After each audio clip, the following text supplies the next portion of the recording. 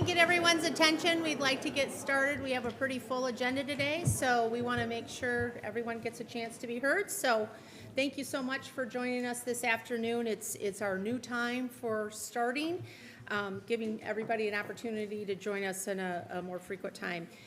We're excited to convene today. We have like I said, we have a lot of important discussion and decisions to make, so let us begin. Secretary Schuman, do we have a quorum? Chair Edgerton, we do. We have Trustee Burris joining us virtually also. Okay, thank you. At this time, I'll call on the board for a motion to accept today's agenda. So moved. All those in favor say aye. Aye. Opposed, nay? Okay. Are there any comments from our trustees concerning the previous minutes? If not, I'll accept a motion to adopt those minutes from the April 25th meeting. Support. Okay, all those in favor say aye. Aye. Thank you very much. Well, like I said, we have a number of important topics on the agenda today, but before I begin, I want to acknowledge the loss we experienced recently of Dr. William F. Picard, a former WMU trustee. He was also a generous philanthropist, an entrepreneur, and a longtime friend of Western. He died June 12th in his West Palm Beach, Florida home. He was 83. He served as a trustee for 2 years and supported a range of scholarships and funds for the Broncos students, including a $250,000 grant to establish the WMU Kalamazoo Public Schools Future Educators Program. Later today, President Montgomery will be introducing a resolution for us remembering Dr. Picard and acknowledging his decades of accomplishments that span from Detroit to Kalamazoo. So we'll be looking for that. We have a full agenda today. We are talking about celebrations as well as our fiduciary responsibility. We're closing out this academic year with excellence, and we have much anticipation for what's going to go on in the horizon for 24-25. First, though, I'd like to congratulate Trustee Lisa Williams, okay, down there to my right, who recently received the Spirit of Detroit Award during a Detroit City Council meeting. A native of Detroit, Trustee Williams was honored for her commitment to public education. In her current role, she serves as the principal of the school at Marygrove, a K-12 school established in 2019. The Spirit of Detroit Award is given to distinguished Detroiters who demonstrate outstanding service or achievement to the citizens of Detroit. With 2 decades of experience in the Detroit Public Schools Community District, Trustee Williams is certainly deserving of this honor. So let's give her a round of applause.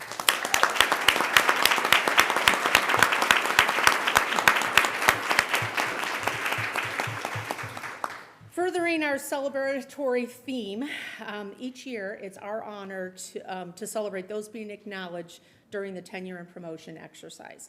As a university, we value the importance of tenure and promotion exercises, and we support the administration in maintaining high standards that uphold the integrity and reputation of the university.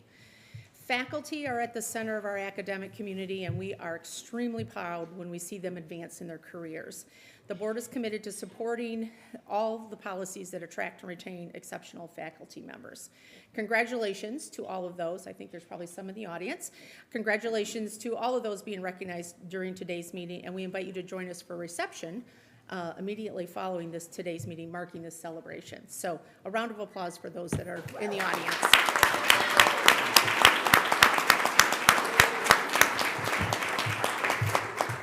Also, I'd be remiss if we didn't say congratulations to the 2024 summer graduates.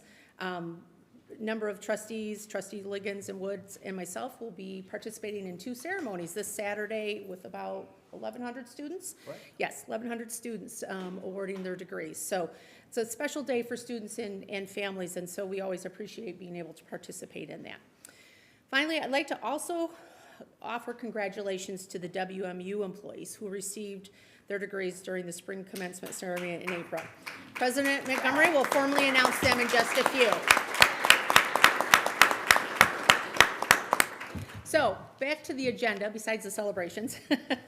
We've got Trustee Picard's resolution obviously being considered today, but more importantly, we have something that talks about our advancement of our academic enterprise. We're going to be talking about the general fund budget, tuition, room and board, and apartment rates. As we approach these decisions, we remain acutely aware of the present circumstances while also maintaining a steadfast commitment to shaping the thriving future for our students. In our budget development and tuition pricing, we balance the crucial need to offer high-quality degrees with accessibility for our students and their families.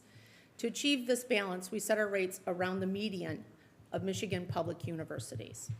Our tuition allows us to provide the resources needed to offer a top-tier experience-driven learning education with excellent career outcomes. In our most recent career outcomes report, 94% of our graduates are employed quickly, working in the fields that they've chosen. To that end, we're going to hear from Vice President Diane Anderson and Vice President Jan Vanderklay in relation to the rates and the tuition fees being set by this board for 24-25. We appreciate the considerable work that's gone into all of these recommendations. Also on our agenda is consideration of a lease of Formosa Kitchen and Bar in the new Student Center. It's a great thing to share. It's going to be an Asian flair eatery opening in the Student Center, and I believe they have liquor too, right? Yep, okay, or for students. Yeah, and then finally we have a consent agenda, including the personnel report, curriculum proposals. We've got liquor licenses request, and the meeting dates for the board of 2025. Finally, and then we'll conclude with public comment. At this time, I would ask President Montgomery to speak. Thank you, Chair Edgerton, and good afternoon, everybody. Welcome to this meeting. I want to thank the board for their hard work this morning going through the budget items and express my gratitude for our ongoing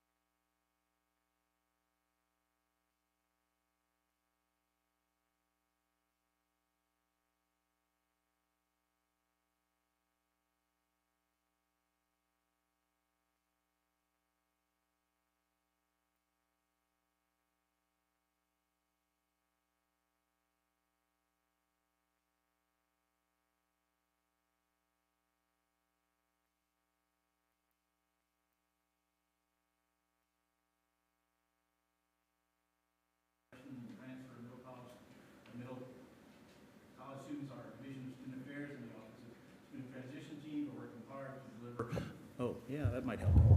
To deliver one-on-one orientation sessions while the Office of Admissions is busy giving campus tours for rising high school juniors and seniors who will begin applying for admission for Western in 25-26. The campus tours, the future Bronco days, the various admissions activities are extremely important to us.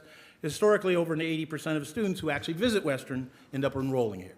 You come, you see this campus, meet the people here, you like it, and you're likely to come. And so it's a part of the way we introduce people to our family. We've enjoyed lunch and camaraderie on a very blustery day at the Service Recognition Luncheon, an event for Western's 25-year club members that honors and recognizes all that they've done and continue to do for the university. Their loyalty is impressive and inspires us. It helps build on our 121-year history of student success. We will look forward to many more of those luncheon and recognition occasions going forward. We had the class of employees from 1999 were also inducted into the 25-year club in November. I want to give a shout out to Dr. Adam Wall and the planning committee for those wonderful events that we had. At this time, I'd like to take a moment to acknowledge a few individuals in our Bronco community for their achievements that have come to light. Congratulations to Dr. Scott Borma, Director of Bands and Professor of Music. It was just announced that Dr. Borma is being inducted into the Drum Corps' International Hall of Fame in August in Indianapolis. As conductor of the University Wind Symphony and Western Winds, he will be honored as part of the 2024 DCI World Championships. The Hall of Fame honors the outstanding achievements of marching music's passionate and committed administrators, creators, and instructors, and judges and others who have made significant contributions of hard work, innovation, and direction in music. Scott was chosen because he represents DCI's core values while having a passion for his work, being collegial, and making the world a better place through his craft. So congratulations to him. Also, congratulations to Jane Fairley Bargett, who was awarded the Louise Schumacher Award from the Michigan Ahead organization at their annual conference in May. Jane is the Director of Disability Services for Students, and she received this award in recognition of her long-term dedication to partnering with students with disabilities in their pursuit of education and for personally committing to attending professional development opportunities throughout her productive career. Very well done, Jane. And then Dr. Wanda Hadley, an associate professor in the Department of Educational Leadership, Research, and Technology in the College of Education and Human Development, who's recently inducted into the Marquis Who's Who in America 2024 Society of the State of Michigan Top Professors. This list recognizes faculty who are having an impact on their field. And finally, I'd like to announce a few new hires, thanks to Dr. Julian Vasquez-Heilig and the efforts of his team. We have a new academic dean for the College of Health and Human Services, Dr. Lydia Upton Smith.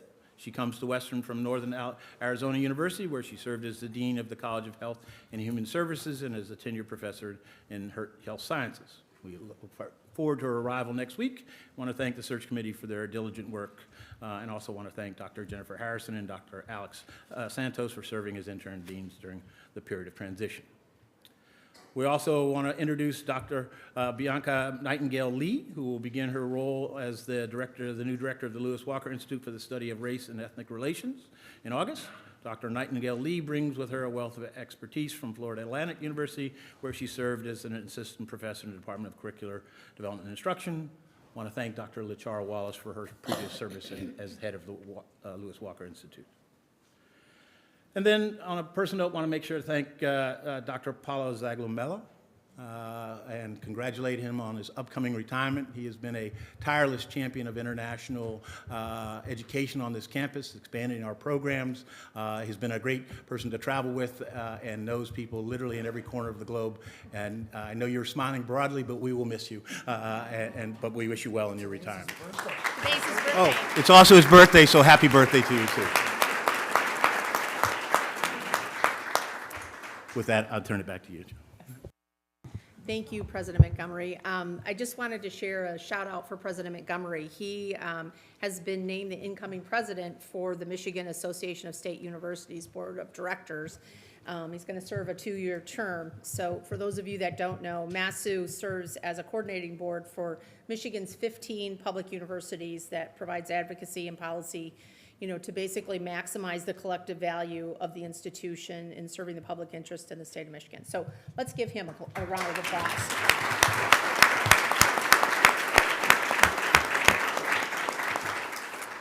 I'd now like to move to next item on our agenda is to ask our shared governance partners to come up.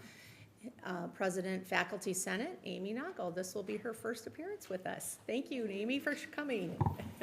Good afternoon, Chair Edgerton, members of the board, President Montgomery, colleagues, and guests. On behalf of the Western Michigan University Faculty Senate, I want to thank you for the opportunity to address the board and to provide a couple of updates on our activities. First of all, just to inform you that we have a newly seated executive board. Some returning members or continuing members will stay on the board, and we've added a few new members, and we have been continuing our work over the summer.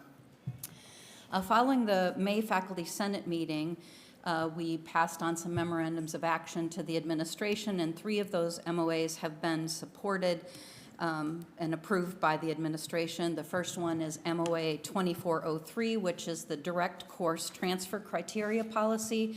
And this MOA basically clarifies the long-standing unwritten criteria and procedures for transfer courses. So the MOA establishes guidelines for department chairs and faculty to use when determining if an undergraduate course from another institution can be a direct equivalency or given department credit at WMU. The second MOA is MOA 2404, which is a definition and procedures for cross-level linked courses.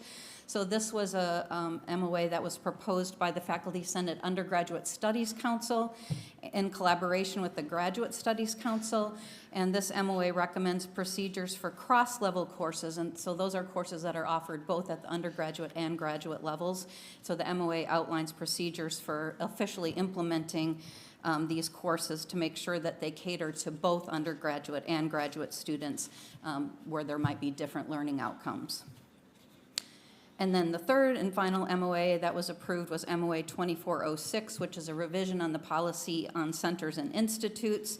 And so it basically revises this policy as it pertains to faculty Senate oversight for centers and institutes on campus. The Faculty Senate Executive Board will be conducting an off-campus half-day retreat on July 12th, and we'll use that time to help develop our 24-25 action plan.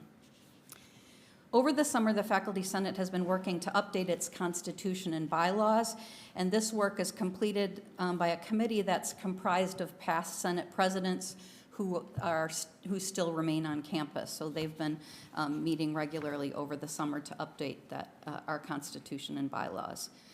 I'd now like to just provide a few comments regarding the activity of the Faculty Senate's many councils and committees. So the Faculty Senate appointed within the past year and a half an ad hoc artificial intelligence committee, and they've completed their final report, and that was provided to the Executive Board of the Faculty Senate as well as to President Montgomery and the Provost and Vice President for Academic Affairs, Julian Vasquez-Heilig. Follow-up from the report's recommendations will be discussed for inclusion in our action plan for 24-25. Another update, the WMU Essential Studies Executive Advisory Committee is working on developing a plan for their 4th-year program review. That review aims to revise the WMU Essential Studies applicable course list and the course review processes. Some work is being done on that over the summer as well. And then finally, the Transfer Credit Committee will be producing a WMU faculty and staff transfer resource guide featuring transfer policy and procedures, a glossary of terms, answers to frequently asked questions, as well as some helpful resources and contacts organized kind of by transfer category. For example, military transfer courses, international courses, et cetera.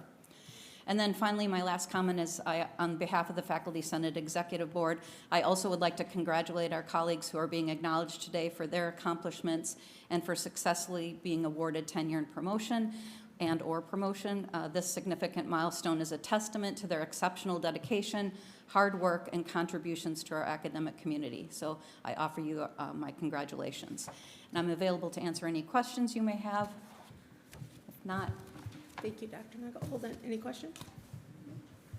Thank you very all right, much. thank you for allowing me to address the Thank board you. today.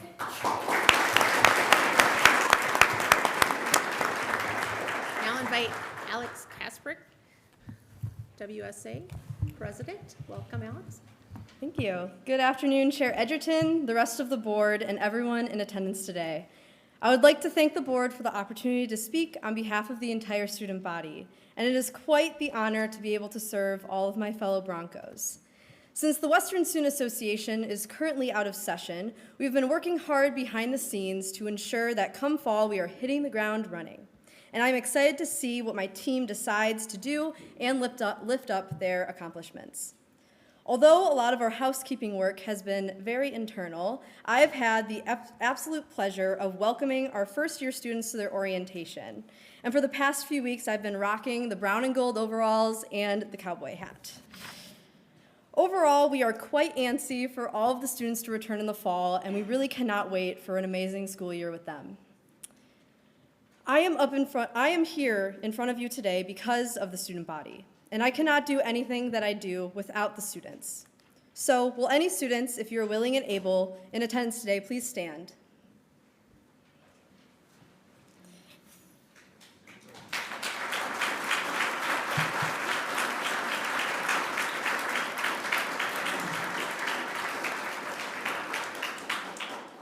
I want to tell each and every one of you that I see your passion, your resiliency, and it is something that I look up to and think about each and every day.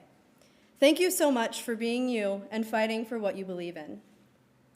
All students at Western find one or several things that make them tick. Some find that through their academic program with an amazing professor or faculty member. However, many students find that through student organizations. We have over 300 registered student organizations, or RSOs, on campus. Some focus on academics, and many majors have an RSO that surrounds it. Engineering students participating in Sunseeker are currently getting ready for the American Solar Challenge competition later in July, where they will show off their brand new, built-from-scratch car that runs fully on solar power. The Food Marketing Association does not only bring employers to help students build connections, but they also donated 425 pounds of snacks, drinks, and personal care items to the WMU Essential Needs Food Pantry in April. Speaking of philanthropy, Blankets for Bronson created 488 blankets that were given to Bronson's Children's Hospital at the end of this past academic year, and follow in the footsteps of many other RSOs that give back to the community. Some RSOs focus on hobbies, like the Anime Club or the Lego Club, where they foster a community of those that share similar interests. And there are, of course, our Greek life organizations. And Lambda Theta Alpha Sorority Incorporated served over 300 service hours this past academic year, which include tutoring and helping out at the Kalamazoo Dream Center. Alpha Phi Alpha Fraternity Incorporated won RSO of the Year under 20 members at this year's Golden Bronco Awards. And Sigma Psi Zeta Sorority Incorporated won the RSO Most Committed to Diversity and Inclusion. The International Student Council, Black Student Union, and Outspoken offers advocacy and safe spaces for students that align with different affinity groups. There is an organization for every Bronco to find friends, a job opportunity, passion, meaning, and a home at Western. Tens of thousands of Broncos, past, present, and future, leave Western having a positive experience from one. Currently, 3 out of 4 undergraduate students are involved with an RSO on campus, and all of these organizations, though different from each other, have something in common. They greatly benefit from the allocations of the student assessment fee. So today, I ask the board to think of these organizations, to think of these passionate Broncos and uplift their meaning by continuing to support them with the student assessment fee. Your vote will be felt by thousands of students and support the exponential growth of engagement on campus. Together, we are able to reach the Western Student Association's goal of empowered students empowering students. Thank you, and onward for the brown and gold. I'll take any questions. Any questions? Thank you, Alex. Thank you.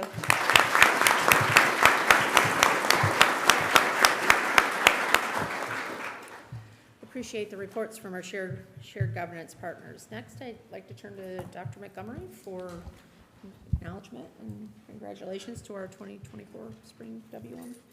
Yes, thank you, employees. Chair Edgerton. I want to express my congratulations to that outstanding group of employees who received a degree during spring commencement. This group of dedicated employees sacrificed their evenings and weekends to pursue a degree at Western, and they brought real-world experiences to the classroom and enriched the conversations with their professors and their classmates. At Western, we often talk about academic and student success, the pursuit of purpose and goals achieved. These employees exemplify what we talk about, and today we're pleased to honor the outcomes of their efforts. While they may have participated in the spring commencement ceremonies in April, we wanted to formally recognize their accomplishments in this setting with the board. Congratulations once again, and we look forward to next year, to the next step in your career. Let me read the list of those who received their degree in the spring. Hela Jiddu, Lane Ann Rummel, Dr. Ayla Ludwig, Casey Coltern, Dr. Anita Zangstra, Justin Gish, Olivia Green, Spencer Myers, Grace Foster, Brittany Welch, Toby Ward, Kimberly Ganserwart, Amanda Jebson, Ashley Koch, Kristen Thomas, Melissa Player, Alex Jarrett, Chris Hoffman, Brandy Anderson, and Jessica Roca Garcia. Could you join me in a round of applause for these?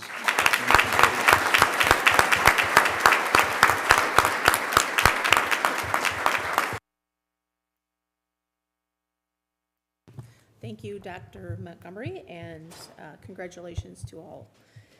Next, I'd like to move on to the academic tenure and promotion. Dr. Vasquez-Helig? Thank you. Oop, I'd down the first other like to just begin with a thank you. I spent 10 days in Asia the last few weeks.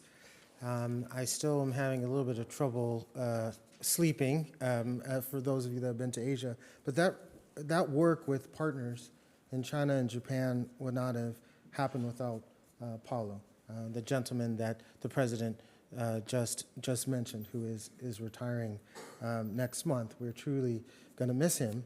But I've also been told that it's his birthday and that I should sing for him. So I'm just going to do that very quickly. Happy birthday to you, happy birthday to you, happy birthday, dear Paulo. Happy birthday to you.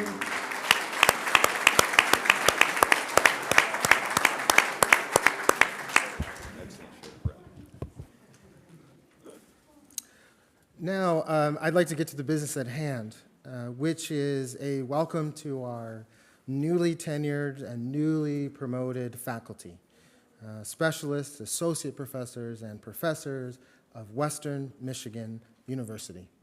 Congratulations on this significant achievement. Your hard work and dedication have paid off. And this sense of accomplishment that you feel today is something that will stay with you for your entire career. I still remember the day the dean at the University of Texas at Austin, where I was first tenured, called me and gave me the news. This is a moment, a day that you don't forget. So I want to offer my congratulations and best wishes for continued success as members of our university community. Your colleagues, students, and the entire WMU community have greatly benefited from your presence and your contributions. Your commitment to excellence and your dedication to the pursuit of knowledge serves as an inspiration for us and for your students. This milestone reflects your exceptional abilities, your commitment, perseverance, and the profound impact that you seek to have on the academic community and beyond. So, as you embark on this new chapter in your journey, I have no doubt you'll continue to achieve greatness and inspire countless other students through your teaching, research, and service.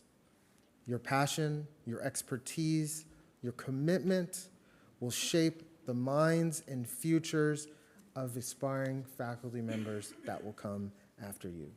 So again, congratulations. We look forward to celebrating you at the reception following our board meeting. Now, I will read the names of everyone that we are celebrating today. And if you're here, please stand so we can celebrate you. I saw Wanda and Trey and some other folks here, so please stand as I read your name. And now I'm going to turn the page here.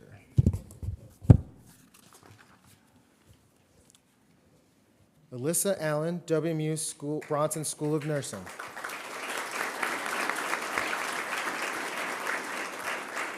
Tenure and promoted to associate professor. Nicole Andrews, Department of Statistics, promoted to faculty specialist 2. Mert Altilhan, Department of Chemical and Paper Engineering, granted tenure. There he is. I don't want you to get tired because there's quite a few of these. So pace yourself. You know, at graduation, I try to clap for every graduate. You know, if President Montgomery can shake every hand, I can clap for every graduate. So Carrie Barrett, Department of Physical Therapy, tenure and promoted to associate professor. Wendy Bean, Department of Biological Sciences, promoted professor. There she is. Christopher Biggs, School of Music, promoted to professor. Linda Borish, Department of History, promoted to professor. Alan Brakefield Glick, Gilmore School of Music, tenure, promoted to associate professor. There she is. Tim Broadwater, Aviation, promoted to master faculty specialist. Charles Bruce, Department of Family Consumer Sciences, tenure and promoted to faculty specialist 2. Okay. Caroline Burke Coleman, Department of Accountancy, promoted to associate professor. Ju Chin Chin, Department of Family and Consumer Family Sciences, promoted to associate professor. Sarah Clark, Occupational Therapy, promoted to master faculty specialist. Benjamin Colin Cork, Department of Human Performance and Education, tenure associate professor. There he is. Robin Critter, Department of Speech and Language Hearing Sciences, tenure and promoted associate professor. Mohammed Danishi Vakhaki, Department of Business Information Systems, and promoted to associate professor. Virginia David, Department of Special Education and Literacy, promoted to faculty specialist 2. Elise DeCamp, Institute for Intercultural and Anthropological Studies, promoted to faculty specialist 2. Miora Dikhanu, Social Work, promoted to professor. Catherine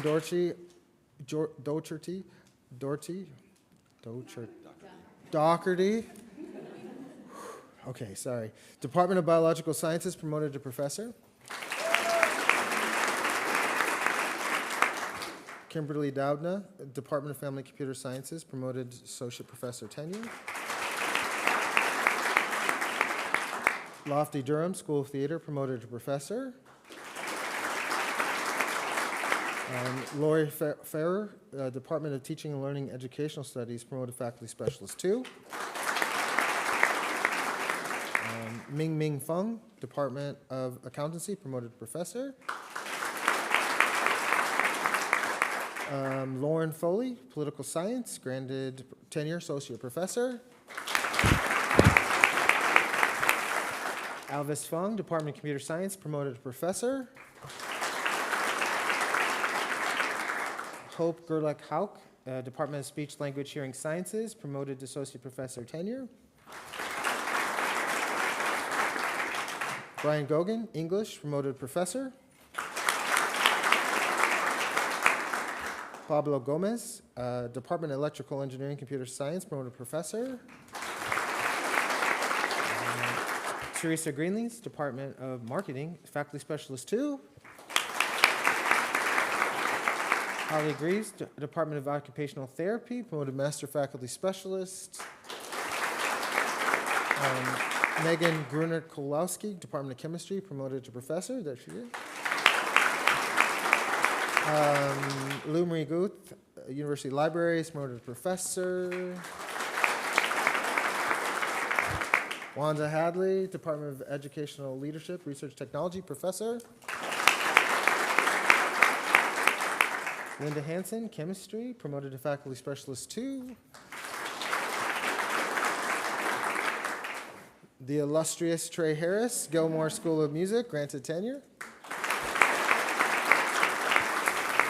Susan Hutrow, Bronson School of Nursing, there she is, Master Faculty Specialist. Michelle Harivniak, Institute of Agricultural and Anthropological Studies, granted tenure. Elizabeth Isidro, Department of Special Education Literacy Studies, there she is, granted promoted. She's Associate Professor tenured. Lauren Kerr, Gilmore School of Music, granted tenure and promoted Associate Professor. Tom Kelly, Marketing, Faculty Specialist 2. Jin Sok Kim, Mechanical Aerospace Engineering, tenure Associate Professor. David Kutzko, Department of World Languages Literature, promoted Professor. There it is. So Lambert, Political Science, promoted Professor.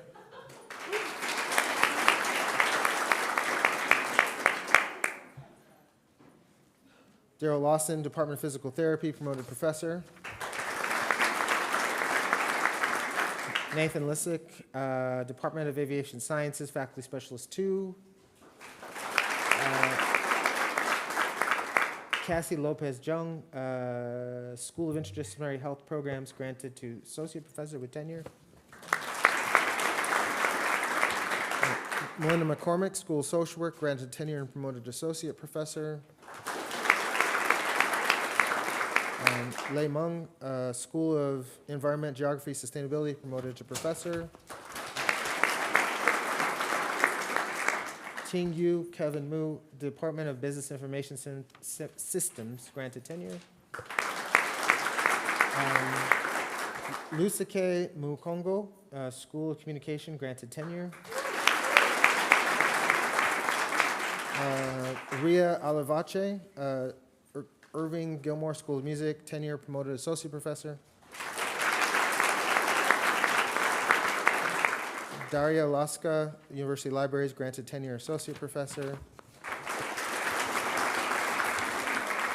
David Paul, Philosophy, Master Faculty Specialist. Cynthia Pietras, Department of Psychology, promoted Professor. And Andrew Rathburn, School of Music, promoted Professor. Donald Matt Reeves, Department of Geological Environmental Sciences, promoted Professor.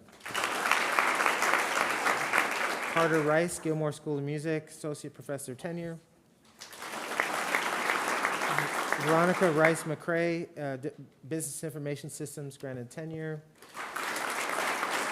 Lasandra Roberts, Department of Educational Leadership, Research Technology, Associate Professor tenure. Alessandra Donna dos Santos, Department of Physical Therapy, promoted Professor. Jonathan Scherger, University Libraries, tenure, Associate Professor. Tiffany Shriver, Biological Sciences, tenure, Associate Professor. Utkarsh Srivastava, Department of Business Information Systems, Associate Professor, tenured. Frederick Stahl, Chemistry, granted Associate Professor tenure. Michelle Suarez, Occupational Therapy, promoted Professor. David Zabla, Department of Educational Leadership, Research and Technology, Professor. Elizabeth Terrell, Theater, Dance, promoted Professor. Catherine Thompson, School of Theater, granted tenure, promoted Associate Professor. Mary Louise Totten, Gwen Frostic School of Art, promoted to Professor.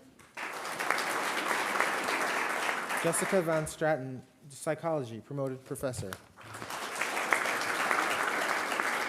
Peter Voice, Geological Environmental Sciences, granted tenure and Faculty Specialist 2. Ya Zhang, Department of Educational Leadership and Technology, granted tenure, associate professor. And last, but absolutely not least, Andrew Zolp, Department of Physician's Assistant.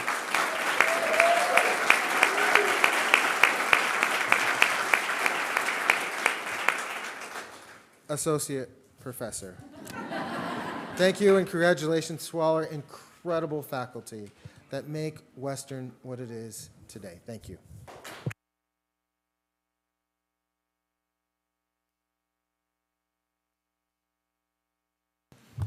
Thank you, and don't forget there is a celebration afterwards downstairs on behalf of the board and everyone. We wish congratulations to everyone. Moving on, I would like to, public comment for this section. Chair Edgerton, while we don't have anyone addressing action items, we do have a full lineup for general comments at the end. Okay, thank you. Dr. Montgomery, would you like to address the resolution for Dr. Picard? Thank you, Chair Edgerton. We were saddened to hear recently about the passing of Dr. William F. Picard earlier this month. His Bronco journey spans decades and generations, beginning in the 1960s when he was a student at Western. By the 1980s, he'd been named a distinguished alumnus, and his business portfolio, philanthropic legacy, and advocacy for young people were flourishing. In 2016, he was appointed to the Board of Trustees, where he truly understood the power of a Western education through the lens of his success as a renowned entrepreneur in Detroit. Throughout his life, Dr. Picard made numerous contributions to the university. His gifts and commitments supported a range of scholarship funds and grants, helped countless Broncos pursue their purpose and live a fulfilled life. Above and beyond his generosity, Dr. Picard carried the spirit of WMU with him through steadfast mentorship, leadership, and an enthusiastic passion to help others find their own success. We are honored that his legacy will forever be cemented into the Western's history with 2 residence halls bearing his name, Hall Archer Picard East and West. You have the resolution before you in its entirety, and if adopted, it will be given to the Picard family as a token of our gratitude for his longstanding commitment to Western Michigan University. Thank you, Chair. I'll turn it back over to you. Thank you, President Montgomery. With that, I'll entertain a motion to adopt the resolution. Support. Okay, roll call? Chair Edgerton, Yes. Vice Chair Turfy. Yes. Trustee Burris. yes, Trustee Chen Zhang. Yes. Trustee Hoadley. Yes. Trustee Liggins. Yes. Trustee Williams. Yes. Trustee Wood. Yes. Chair Edgerton, resolution passes. Thank you. We'll move now on to the resolution for academic tenure and promotion. Dr. Vasquez-Healy. Chair and trustees, it's recommended that tenure and promotion be approved for the discussed and listed faculty members affected with the beginning of the 2024-25 academic fiscal year. Entertain a motion to accept. So moved. Support. Roll call? Chair Edgerton, Yes. Vice Chair Turfy. yes, Trustee Burris. yes, Trustee Chen Zhang. Yes. Trustee Hoadley. Yes. Trustee Liggins. Yes. Trustee Williams. Yes. Trustee Wood. Yes. Congratulations, Chair Edgerton. Motion passes. Thank you very much. Next, I'd like to ask Vice President Anderson to discuss information about student room and board and the apartment rates for 2024.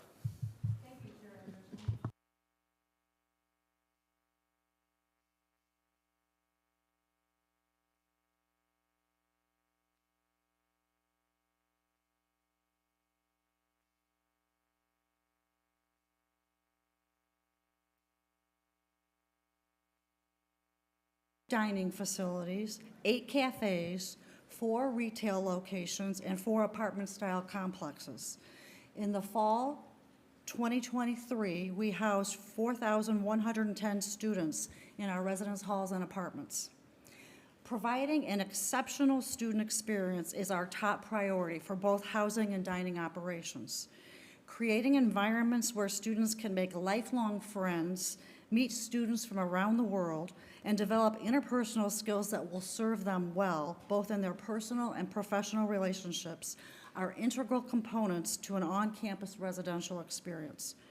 Our housing and dining staff work diligently to respond to individual students' needs while at the same time creating a sense of community so that students know they belong and that they matter.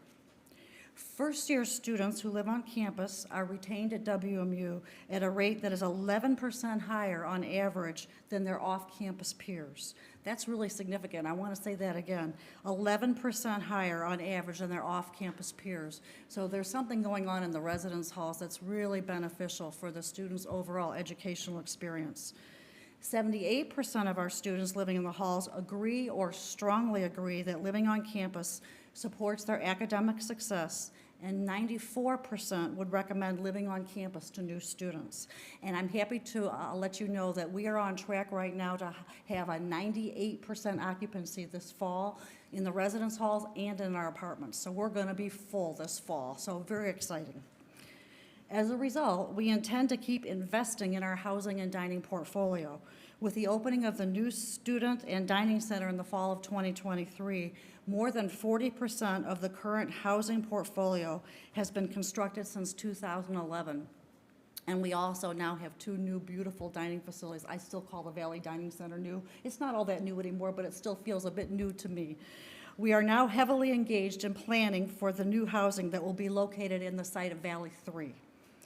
The recommended rates for next year will allow us to continue to invest in new housing, maintain our current housing and dining to the standards our students have come to expect, reopen a refreshed Henry Hall to accommodate the closing of Valley 3, and meet our fiduciary responsibilities as a result of market calibrations for our dining staff, contractual raises, increased utility and maintenance costs, and necessary adjustments related to inflation. This year's recommendation continues to support and assist WMU in recruitment, retention, and student success efforts. And I did want to note that the recommended rates will keep us at 8th in the state in terms of overall cost. So it is recommended that the administration be authorized to implement a 5% increase to student room and board rates, a 3% increase for Stadium Drive Apartments and Spindler Hall, a 4% increase for Western View and Arcadia Flats for 24-25, effective the fall semester 2024. And with that, I'm happy to answer any questions that you might have. Any questions? Nope. Thank you. Entertain a motion to adopt the resolution. Recommendation? So moved. Okay. Roll call? Chair Edgerton, Yes. Vice Chair Turfy, Yes. Trustee Burris, yes, Trustee Chen Zhang, Yes. Trustee Hoadley, Yes. Trustee Liggins, Yes. Trustee Williams, Yes. Trustee Wood, Yes. Chair Edgerton, motion passes.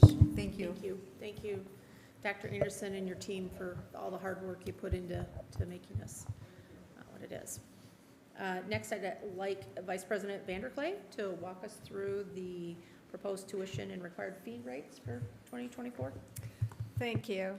So the university dedicates its financial resources to make WMU a destination for experience-driven learning. We are focused on recruiting, retaining students, and providing them an area community of excellence. To do that, tuition is a major revenue source for the university. It comprises 68% of our general fund budget and 51% of overall university revenue. Today, we're bringing forward a request to increase tuition and required fees for resident undergraduate students by 4.5%. A newly admitted full-time Michigan resident freshman would pay $15,252 in tuition and required fees to attend Western Michigan University for the 24-25 academic year. So that would be the fall, spring semesters. This is an increase of $658 per academic year.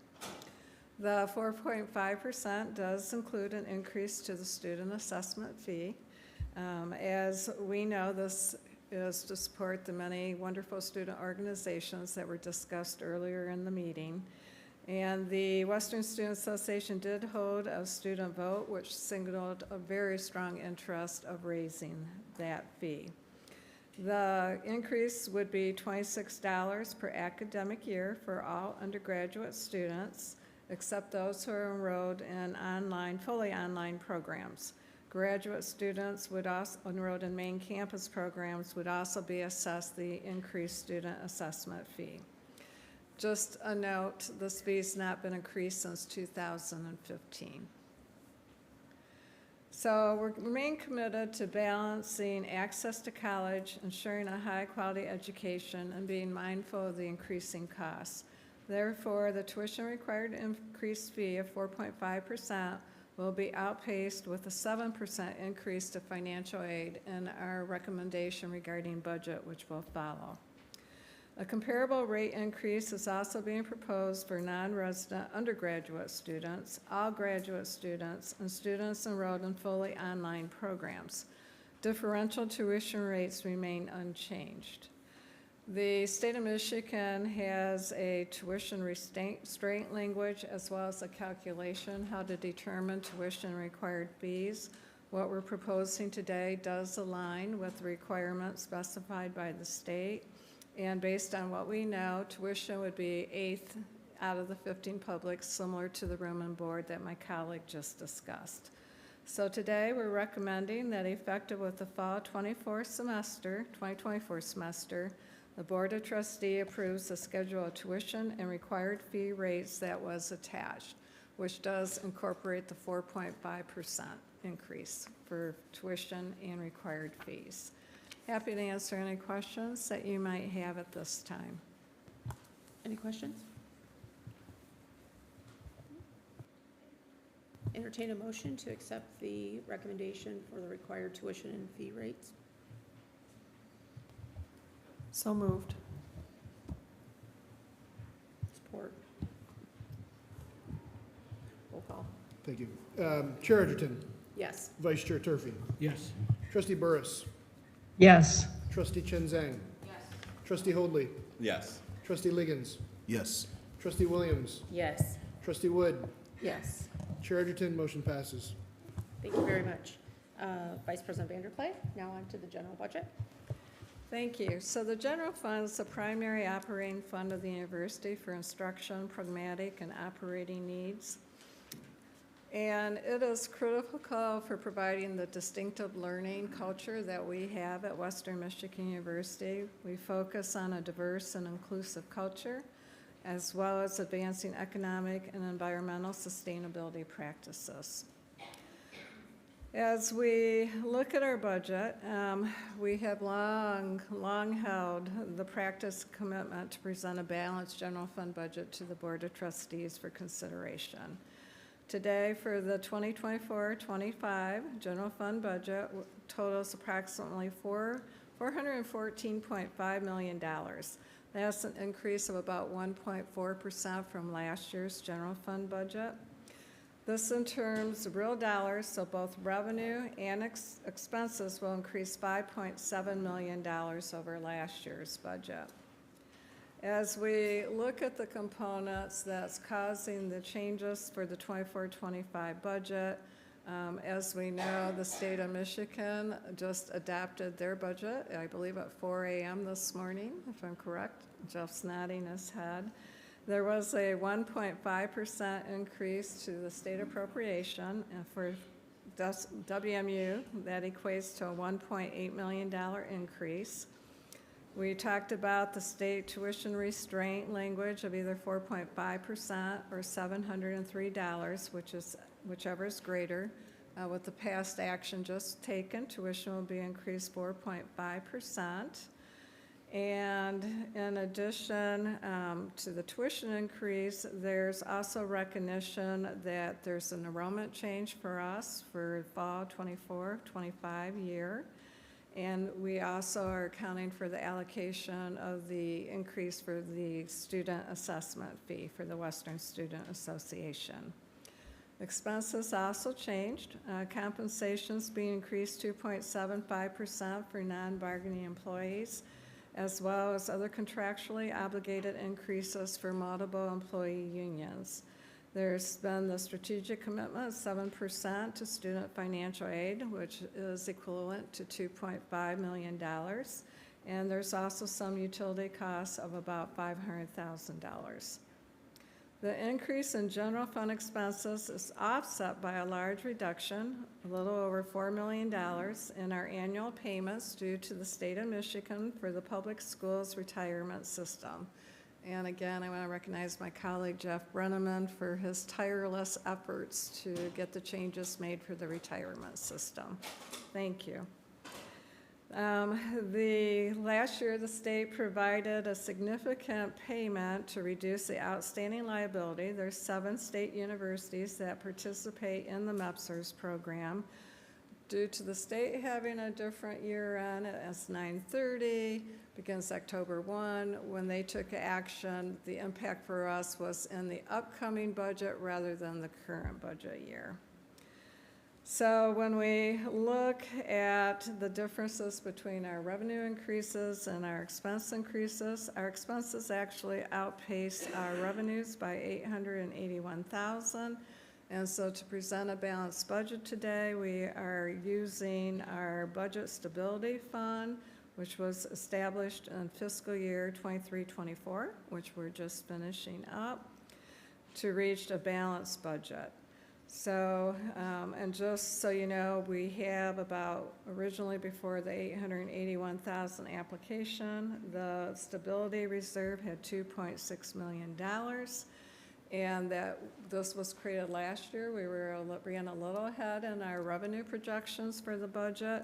And we also recognize Michigan demographics are not as positive as we go out many, many years in the future. And we were concerned with what the changing demographics might mean for enrollment. That's why we created that reserve. And we're immediately taking advantage of it in the upcoming year.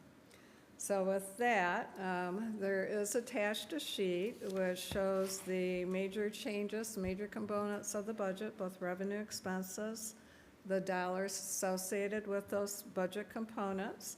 It shows us moving from the 23-24 budget from approximately $408.9 million, and up to the $414.5 million budget for 24-25. Happy to answer questions. Any questions? No? I will entertain a motion to accept the budget recommendation. I move to accept the budget recommendation. Roll call? Chair Edgerton, Yes. Vice Chair Turfy, Yes. Trustee Burris, Yes. Trustee Chen Zhang, Yes. Trustee Hoadley, Yes. Trustee Liggins, Yes. Trustee Williams, Yes. Trustee Wood, Yes. Chair Edgerton, motion passes. Thank you. Vice President Vanderklay, again, capital Thank- outlay. Thank you. And so what we're bringing forward for your consideration is actually an annual request. It's a requirement from the state of Michigan that we bring to the board a 5-year capital outlay master plan. The board is to review it annually and is to be revised as appropriate, and it's very voluminous, so we just post it online on the webpage in case anyone would like to go look at it. So the plan evaluates all capital priorities while considering many changes such as enrollment, student-faculty ratios, facility revitalization plans, and the building project priority list, which comes to the board usually March or April for consideration, and really identifies major construction renovation projects that the university is interested in completing in the future.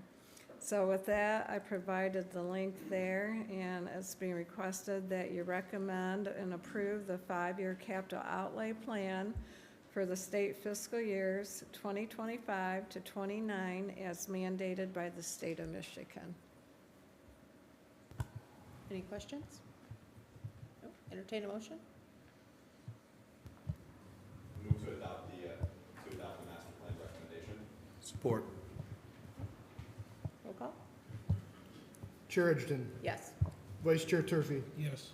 Trustee Burris, Yes. Trustee Chen Zhang, Trustee Hoadley, Yes. Trustee Liggins, Yes. Trustee Williams, Yes. Trustee Wood, Yes. Chair Edgerton, motion passes. Thank you. Thank you, Jan. Thank you, Diane, for all your teams and all the work you guys put into producing this for us. Thank you very much. Vice President Anderson, the lease agreement for the Okay, Student Center. good afternoon once again. Today I come before you with a recommendation that gives me both joy and a sense of completion. As you know, we opened the Student Center this past fall with one space not yet occupied, namely the space we reserved for the pub. I am happy to inform you that we have now identified a vendor, and we are delighted to recommend that the Formosa Kitchen and Bar LLC be authorized to lease space in our Student Center.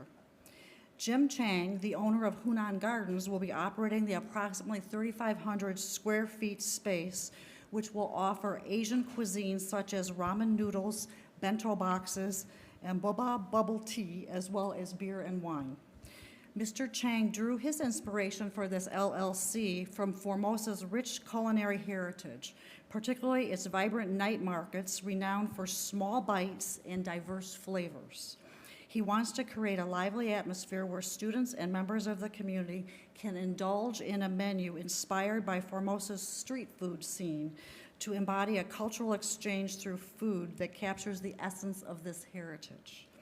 We are excited to expand our retail offerings with Formosa Kitchen and Bar LLC as it expands the diversity of our retail operations. The name of this new space will be announced at a later date. The initial term of the lease is 5 years with a second 5-year option with monthly rent payments of $2,650. The lease is to become effective pending WMU Board of Trustees approval.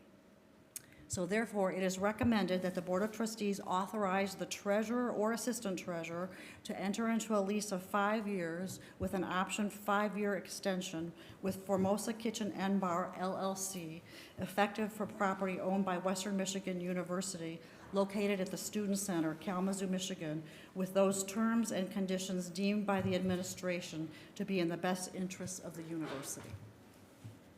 Thank you, Diane. Any questions for her? Entertain a motion? So moved. Support deliciously. Roll call? Chair Edgerton, Yes. Vice Chair Turfy, Yes. Trustee Burris, Yes. Trustee Chen Zhang, Trustee Hoadley, Yes. Trustee Liggins, Yes. Trustee Williams, Yes. Trustee Wood, Yes. Chair Edgerton, motion passes. Thank you. Thank you. Thank you, Diane. Next up is the consent agenda. Just wanted to confirm, is there anything that anyone would like pulled off, just in case? Nope. Okay, I'll entertain a motion to accept the consent agenda. Move to accept the consent agenda. Roll call? Chair Edgerton, Yes. Vice Chair Turfy, Yes. Trustee Burris, Yes. Trustee Chen Zhang, Trustee Hoadley, Yes. Trustee Liggins, Yes. Trustee Williams, Yes. Trustee Wood, Yes. Chair Edgerton, consent items pass. Okay, thank you. Thank you. Now move on to general comments, public comments. We do, Chair Edgerton, have a lineup of 15 individuals that have indicated interest in addressing the board. I'll call your name. You've got 3 minutes. You've got an iPad in front of you that gives you a 1-minute indicator and then a 30-second indicator. So we've got several to get through. Appreciate your interest in addressing the board. The first is Aya Zaradin.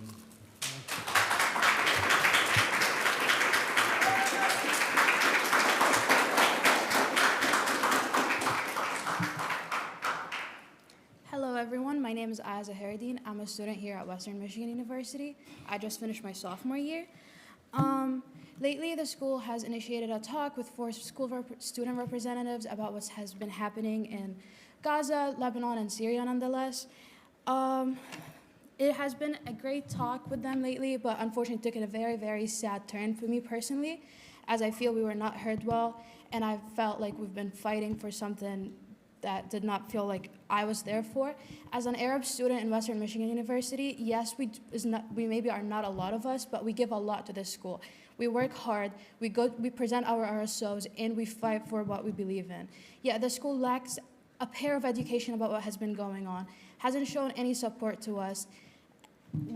I personally even tried back in January, went through the student government, passed a bill that the whole unanimously passed about having Justice School acknowledge a genocide. And yes, it's a genocide. The UN said it's a genocide. The International Justice Court has said a genocide. Even our President Biden has said it's a genocide. And yet, all I asked for was an acknowledgement, and it was not fully achieved. The student government did a great job, but what is presented to the President's cabinet back in January, it was very much disregarded, saying nothing can be happened. And it felt very unfortunate, very silent, because we are going through a lot, suffering, and yet the school is barely showing enough support to us. I asked the school to help us just educate about our culture, our civilization, about our history, and what has been going on. It is very important to educate. We are an educational institution, so we should educate about everything. The school has taken so many beautiful stands in the past.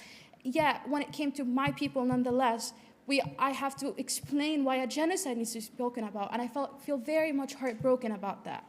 All I'm asking, educate, not necessarily take a chance, but acknowledge what's going on. Put it up there, because it has affected a lot of your students. Every single Arab student, or everyone who just is like a human being, has been affected. So just take it into consideration, and please show some education and spread it around the campus. Thank you.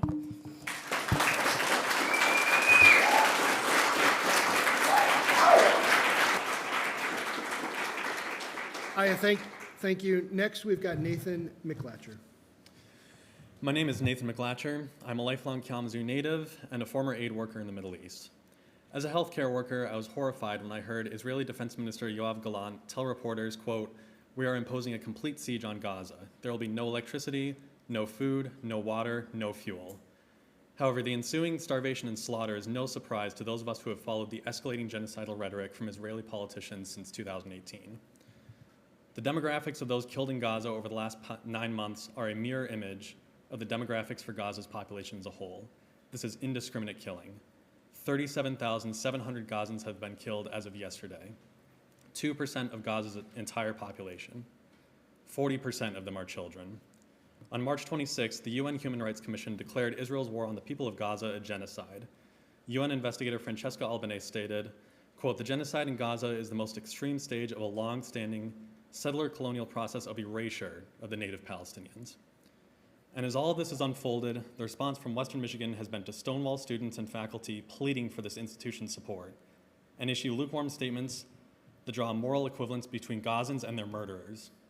Are you aware that on the evening of April 30th, university administrators threatened peaceful members of the student encampment with arrest? Are you aware that those who were being threatened with violence and arrest included children and elderly community members? As I witnessed this university tell students they have a right to protest, but only at a time, place, and manner approved by the university, I'm reminded of what Dr. King wrote in Birmingham jail. Quote, "Shallow understanding from people of goodwill is more frustrating than absolute misunderstanding from people of ill will." I've seen this shallow goodwill from President Montgomery as he immediately condemns Russian aggression in Ukraine, but has been silent on 76 years of Israeli aggression in Gaza. I've seen it when he expresses remorse over the deaths of innocent Gazans, but refuses to even mention their killers by name. Ms. Burris, you spent 11 years working for Boeing, helping to manufacture the KC-46 extenders and F-15E Strike Eagles that have leveled 70% of Gaza's homes. Do you believe Western Michigan should invest in companies that profit off the genocide of indigenous people? Mr. Liggins, you helped found the Kalamazoo Defender, protecting countless residents from excessive policing. Do you believe that threats of arrest and violence are an appropriate and proportional response to a peaceful protest? This university stood in solidarity with Black South Africans in their fight against apartheid in the 1980s. When you all go home and look in the mirror, I want you to ask yourselves, what would I have done if I was on this board then? Because you're all doing it right now.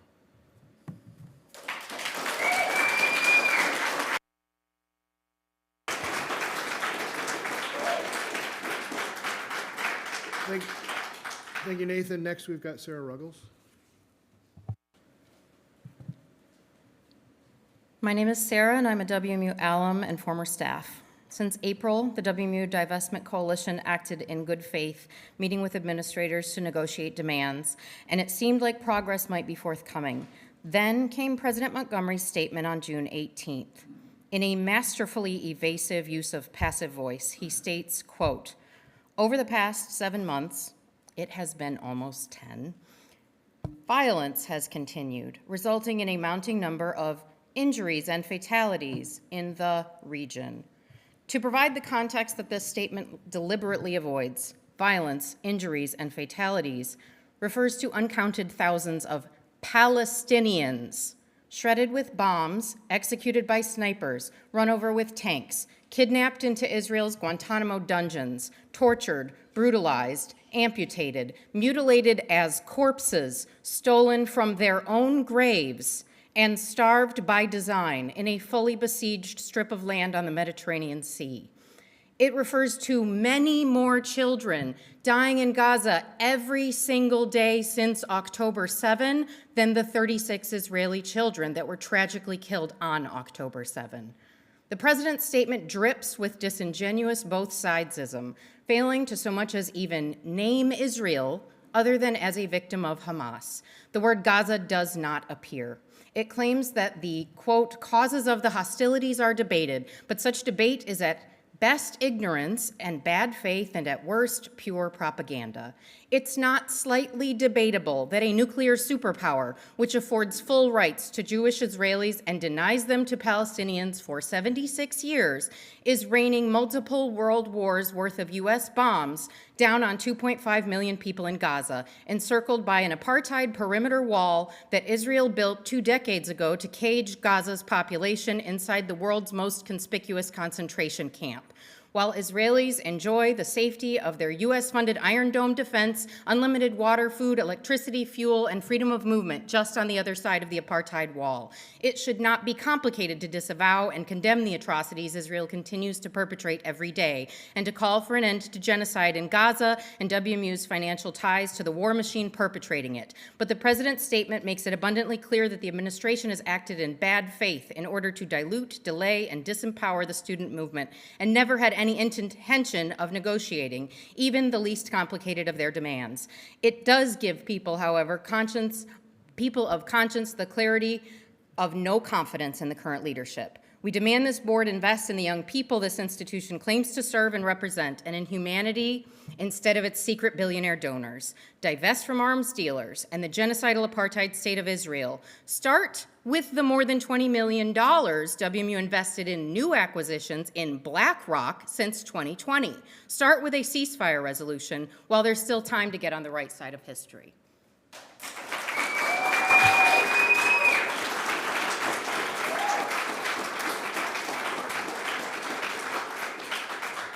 Sarah, thank you. Next, Charlie DeGraves.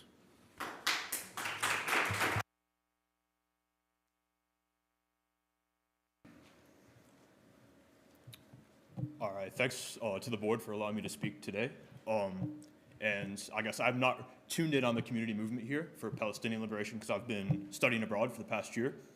And while I've been abroad, I've been studying anthropology and Spanish, which are my majors here. I'm a student.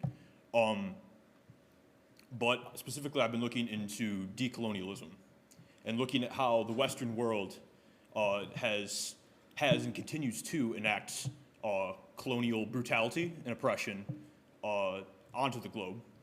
And I think there's no better example of that brutality than the current genocide in Palestine. And as a couple people mentioned before me, Western has a long history of standing on the forefront of progressive movements. They were in full support of Martin Luther King Jr., one of the first universities to invite him to speak. Like someone mentioned, they were very supportive of the anti-apartheid movement in South Africa during the 1980s. So I'm asking the board to honor that legacy and to do the right thing and call out this genocide for what it is, because it's really disgraceful that that hasn't happened. And I'm calling for them to stand on the right side of history. Because in reality, denouncing genocide is not anti-Semitic. And speaking out against colonialism is not like, it's not radical, it's not controversial. And complicity in colonial oppression, brutality, and civilian slaughter is not a feature of the Western Michigan University that I know and that I love. So I'm asking for the board to please stand up and stand with us in support of a free Palestine. Thank you.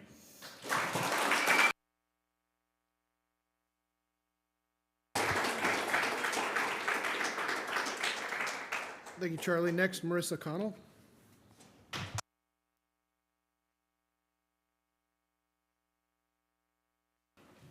Good afternoon. My name is Marissa Wagner, and I'm a senior in the computer science program here at WMU, as well as a representative of the student committee actively engaging with members of President Montgomery's cabinet on critical issues affecting both our campus and the global community. I stand before you today as a voice among many demanding immediate, tangible action from this board. The document I've presented is a draft resolution condemning all forms of violence and discrimination and calling for an immediate, sustainable ceasefire in Gaza. It emphasizes the necessity of humanitarian aid and the unobstructed provision of essentials to civilians, in addition to urging our educational community to engage in informed dialogues about this genocide. This resolution is not merely a statement. It is a commitment to uphold the values that Western stands for, demanding immediate consideration and action from this esteemed board. President Montgomery, it's with profound frustration and disappointment that I must also highlight your conspicuous absence from crucial meetings and negotiations with our student committee over the past 6 weeks, especially given your decisive role in these matters. The diluted and inadequate statement sent out last week blatantly disregarded extensive student administration negotiations, underscoring the importance of your direct involvement and engagement in addressing student concerns. This is not the leadership we as a student body deserve. While we prepare for the fall semester, the right to education in Gaza has been obliterated. There are no universities left, with over 5,000 students senselessly killed and thousands more injured, including alumni of this university. These atrocities strike at the very heart of what we stand for as an academic community. This destruction has been extensively documented, yet our administration's response has been woefully inadequate, bordering on silent. This silence is not just disappointing, it's complicit. Furthermore, our calls for financial transparency have been met with evasion. At the last board meeting, a student requested Western's financial statements, which were provided to our committee on May 22nd. We later discovered that these documents were already publicly available on the WMU website under transparency reporting, a fact that was never relayed to students throughout our discussions. This is not just bureaucratic inefficiency. It indicates disingenuous collaborative efforts. As we sit in the comfort of this room, let us remember the educational desolation occurring, the lives disrupted, and the vibrant minds silenced. We are at a critical juncture right now. The decisions we make and the actions we take in these moments define who we are as a community and what we stand for as an institution. I implore you with the utmost urgency to adopt this resolution without delay. This is a pivotal moment for our institution to stand on the right side of history, to demonstrate that in times of grave injustice, our community is a beacon of hope. Your immediate action is not just needed, it's demanded by the circumstances we face. Thank you.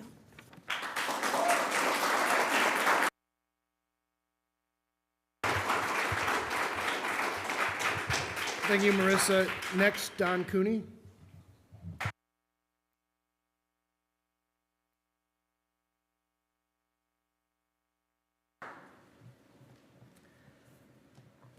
I am so proud to stand before you today with these young people who have spoken so eloquently and so passionately for justice and human rights for the people of Gaza. I welcome this opportunity to add my voice to theirs. Dante wrote one time that the hottest places in hell are reserved for those who in time of a great moral crisis maintained neutrality. It is time to act. We've all seen the pictures. We've seen the children losing their limbs because there's no medicine in the hospital that could save them. We see the children starving. We know that there are 500,000 people facing famine. It is time to act. What we are asking of you is that you continue the tradition that this university has had to speak out for justice and human rights. We don't want to be a part of that. We don't want to be complicit in this suffering. We're asking you to make a clear statement, to call for a ceasefire, to condemn the slaughter, to ask our government, to demand that our government stop providing the weapons that are killing the people of Gaza. There comes a time when silence is betrayal. We have reached that time.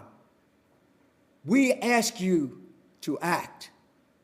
The children of Gaza implore you to act.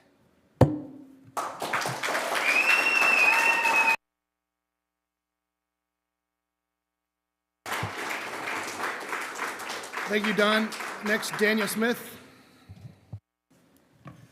Hello, my name is Daniel Smith. I'm an alumnus of Western. I worked for several years in OIT here, and I'm a co-chairperson of Kalamazoo Nonviolent Opponents of War, and also a listener of WMUK.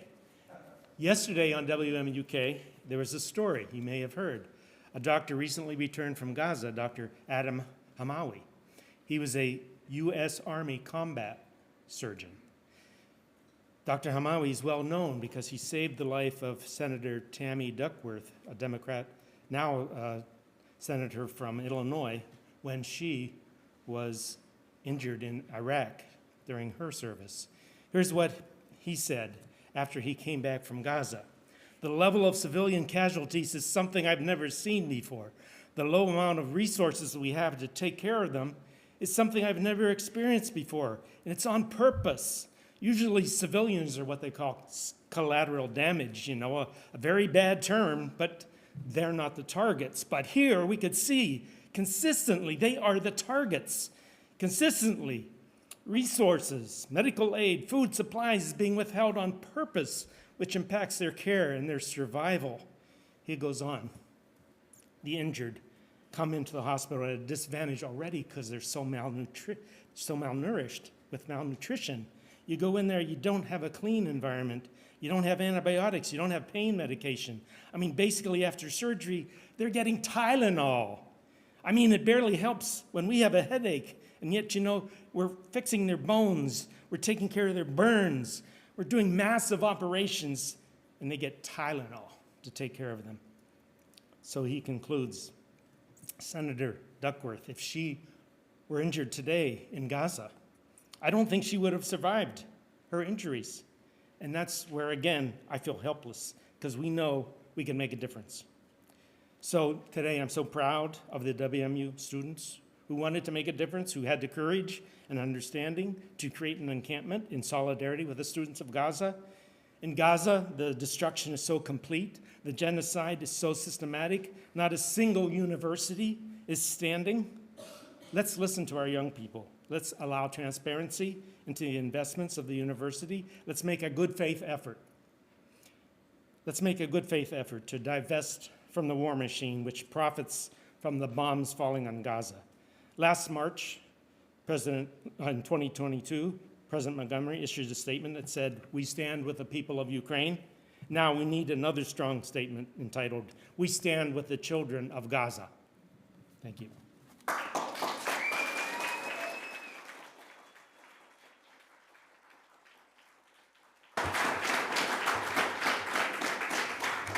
Thank you, Daniel. Next, Jennifer Townsend.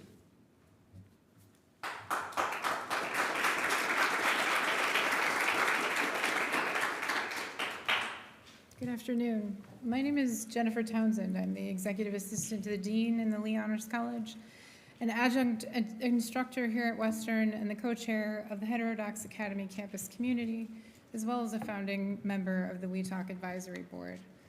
I'm here today to say that I, too, am unhappy with the statement issued by the President on behalf of the university regarding the ongoing violence in the Middle East. But I'd like to offer a different perspective than what we've heard expressed here today. As a fierce advocate and defender of free speech and viewpoint diversity on campus, I believe any university statement of any kind addressing any political situation is inappropriate and in fact may unintentionally hinder the speech of individuals both on campus and in the community who may disagree. Furthermore, demands for divestment are demands for WMU to choose a side in a political conflict based on one group's point of view. Does this board believe that the actions you're being asked to take today would be supported by every student, staff, faculty, and alumni? Then if not, the university would be taking a position that is likely stifling the speech of those individuals who may disagree. While this most recent statement is on its face as neutral as it can be, the university should instead divest itself of the perceived responsibility of making public statements regarding political situations of any kind going forward. By adopting a policy of institutional neutrality, WMU would join the ranks of schools like the University of Chicago, Harvard, and others by helping to lead the nation in demonstrating that institutions of higher learning exist so that all may learn on our campus and within our halls, not in telling our students or the world what we think about the politics of the day. This is not our mission, and it is not our place. Some may argue that this is not a political situation, but a moral or humanitarian one. My response is to ask whose morals should be the deciding factor. Christian, Jewish, Muslim, Democratic, or Republican? What happens when the pendulum swings the other way? The only morality we should be concerned with is ensuring that all who come to Western for an education receive the best we have to offer. Western should always stand up for free speech and viewpoint diversity by allowing students, staff, faculty to exercise the right to protest peacefully and lawfully. We clearly are a campus who cares about these principles. We are still the only HXA campus community in the state of Michigan and still the largest cohort of members in the country. We must demonstrate our support for these principles publicly by making that our only stance in these matters. I urge the university, my employer, and alma mater to adopt a policy of institutional neutrality going forward so that all may learn. Thank you.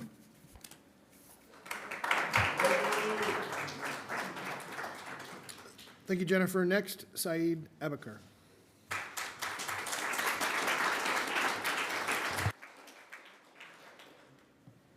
Greetings. I come to you today as a Palestinian American, as faculty member, and as a member of KNOW, Kalamazoo Nonviolent Opponent of War. I want to give you a personal account of what it takes to be a Palestinian. I would like you, please, please, please, just think for a minute, put yourself in the shoes of a Palestinian child in Gaza for a minute. We have a saying that every Palestinian family has a sad or a trauma in their backyard, and I am one of those too.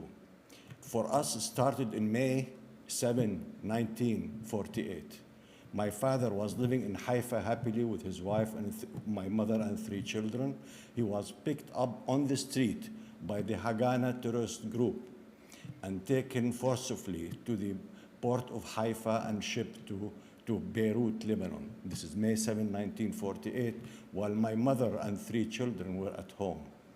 My mother was scared to death, husband not coming home.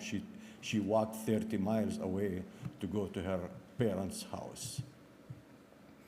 My father and my mother lost their property in Haifa. They have a land, they have a house, they have a business of olive oil milling and also yogurt and cheese factory, and they never have the right to return back to our homeland or to our properties. Other story is one of our own. Abdulaziz Abu Shaban is legally blind, an alumni of Western Michigan University. Can you imagine a blind person, the difficulty and the challenge of getting his master's while blind? He did it. He graduated 2005.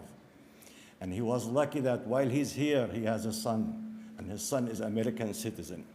Why this is important? Because when October war started and He was living in Gaza. He was a professor actually at the university teaching in the blindness and low vision department.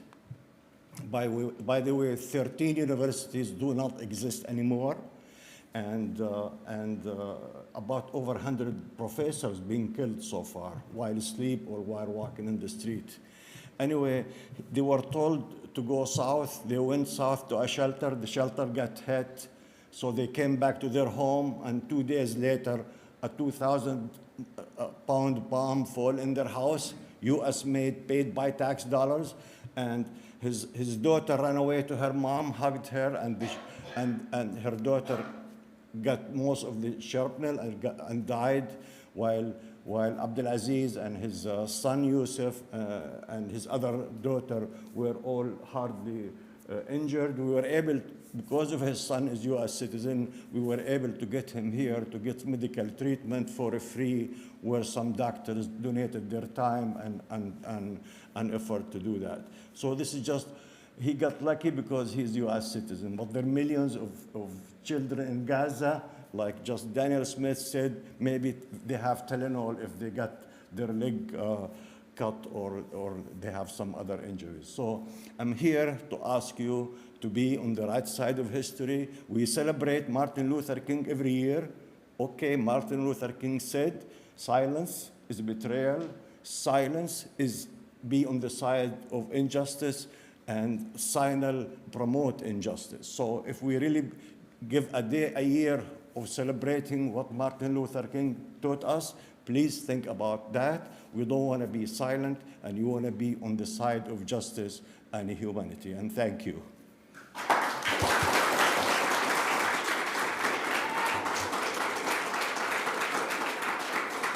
Thank you, Saeed. Next, Wesley Hennessy. Is there Wesley Hennessy?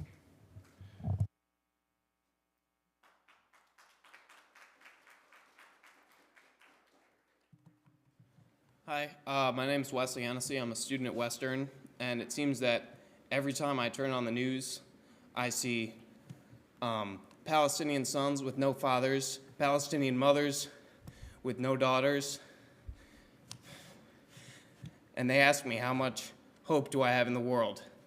I have tons, and I don't see that hope through this Board of Trustees. I see it in the young people who all across this country have stood up at universities against the genocide in Gaza. We've been raising our voices. And this, your money, is the loudest voice you have, which is why we demand divestment from companies like Lockheed Martin, Boeing, Raytheon, General Dynamics. Instead, maybe Western Michigan should invest in its facilities, students, professors, etc. Our Western Michigan is not a hedge fund. It's a university. Thank you.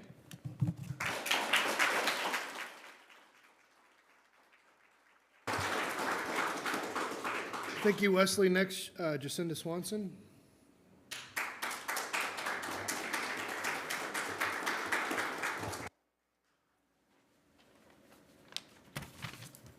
Good afternoon. My name is Jacinda Swanson. I'm a recently retired associate professor from the Department of Political Science. I'm here to speak in wholehearted support of our students' demands for a strongly worded, specific ceasefire resolution and for financial transparency from Western admin. My family's Jewish traditions and history have made me particularly attuned to the need to oppose genocide and the dehumanization of any group of people, including Palestinians, as well as the need to practice tikkun olam, which means to repair the world when there are injustices and people are not free.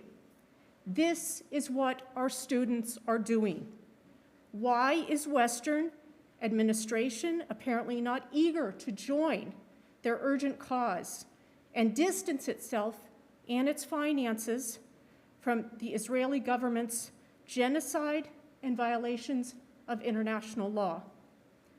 I am extremely troubled the Western administration has been acting and communicating in bad faith during the 7 or so weeks of negotiations, and that President Montgomery has failed to attend any of the 4 negotiating meetings. Furthermore, the email President Montgomery sent out last week entitled Yearning for Lasting Peace Amid Ongoing Hamas-Israel War was a betrayal of the ongoing negotiations and a cowardly and callously inaccurate portrayal of the 8-month-old ongoing genocide of Palestinians. NGOs and media have thoroughly documented the Israeli government is deliberately bombing densely populated safe zones, using snipers to execute civilians, curtailing food and supplies and starving Palestinians, bombing and destroying hospitals, schools, and universities, shutting down and destroying water supplies, treatment plants, and other infrastructure.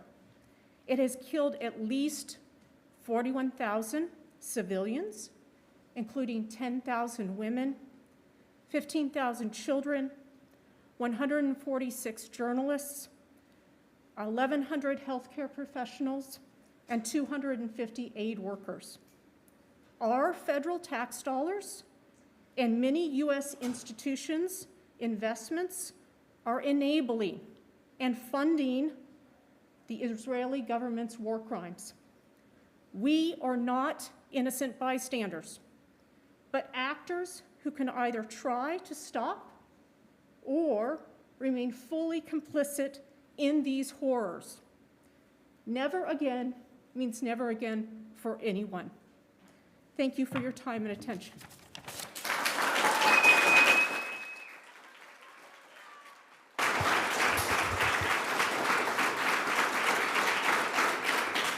Thank you, Jacinda. Next, Roland Bissonnette.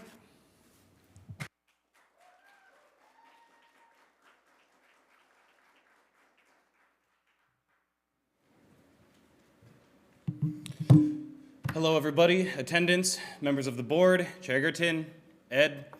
It's good to see you all again. When I last spoke before this board, I was still a student at Western. I am now a graduate with honors from the Global International Studies Department. Hold your applause. I only have 3 minutes. So, I just have a quick question. Was my degree worth anything? I studied here at Western under the institution that you all represent, Global and International Studies. I took a course at the Lee Honors College studying genocide. Do you think that I would be standing here before you with the opinions I hold if that education wasn't what you want it to be? I learned so much here at this institution, at this university, about global issues, about speaking up for what's right, about taking a stand, and I don't care if it's political or not, neutrality is not an admirable stance to take. At this university, we don't teach classes about how, well, the Germans had some good points too in the 30s.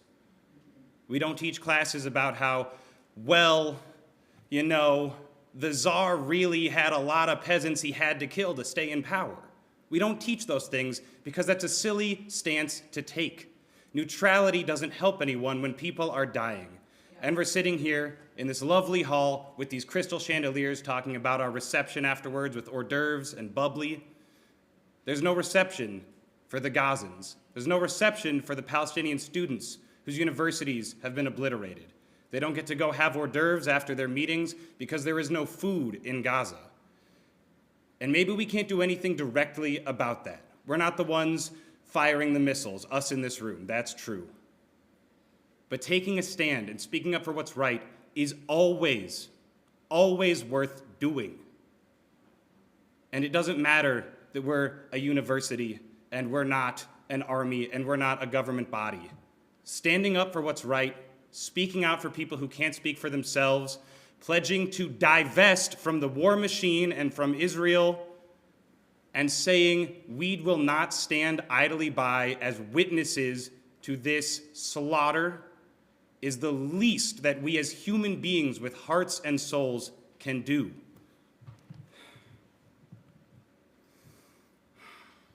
And members of the board, I know it may seem like we're yelling at you guys. Some of us are. But we know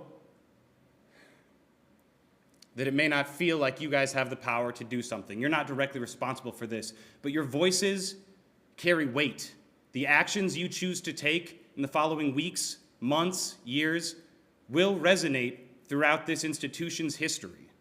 We can choose to be on the right side of this. You can choose to be on the right side of this. And since we were playing a little game earlier where people got to stand up and sit down, reminded me of growing up in my Catholic church, I would just like to have everyone, including members of the board, if you feel that bombing a refugee camp, if you feel that Israel bombing a refugee camp on purpose is an unconscionable act, a war crime that we have an obligation as human beings to condemn, please stand up.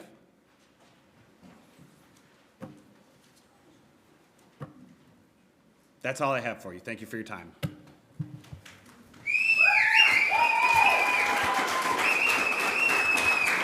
Roland, thank you. Next, Annalise Cooper. Annalise Cooper. Okay, Kathleen Murphy. Naula Limberopoulos.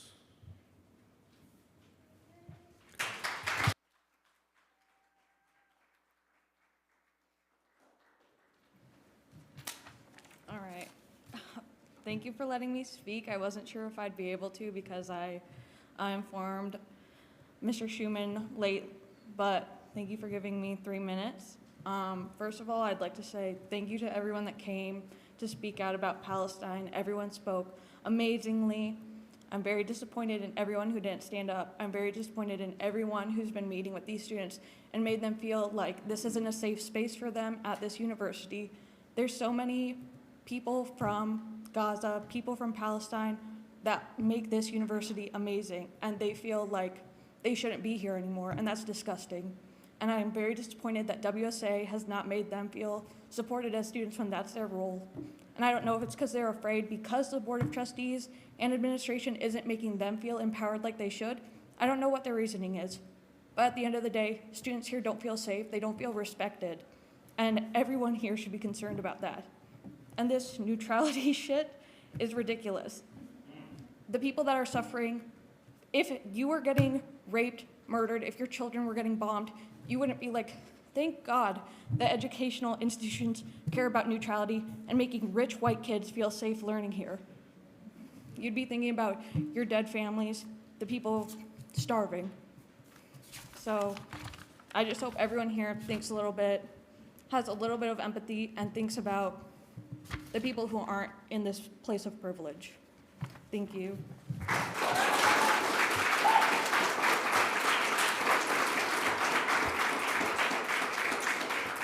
Naula, thank you. Chair Edgerton, that concludes the line of speakers.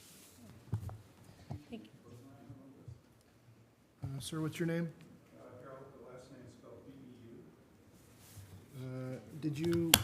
Did you respond? Did you respond to my email back? Well, a few other people didn't show up. Maybe you can take one of their spots. All right, Chair Edgerton, would you entertain one more, That's fine. please? Sir, go ahead. Thank you.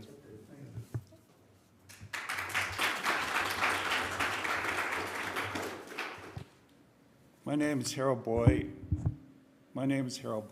And thank you for the opportunity to speak. I'm a retired history teacher and civics teacher. I also taught about Israel and Palestine for outlay here at the university. I think of all those young people who have been protesting the mass slaughter of the people in Gaza. And I think, why are they doing this? They're the ones who are expressing their idealism and the commitment of the values that you would think all Americans would cherish, of the worth and dignity of every person and of justice. We can think back to my generation when we were protesting the Vietnam War. and for civil rights of black people. And we think of people who protested, the young people who protested for the LGBTQ community, protesting against apartheid in South Africa, against gun violence in our country, the damage to our environment.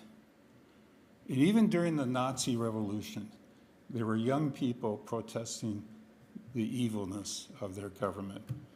The Edelweiss Pirates in the Swing Group, who came out of the German youth group before the Nazis.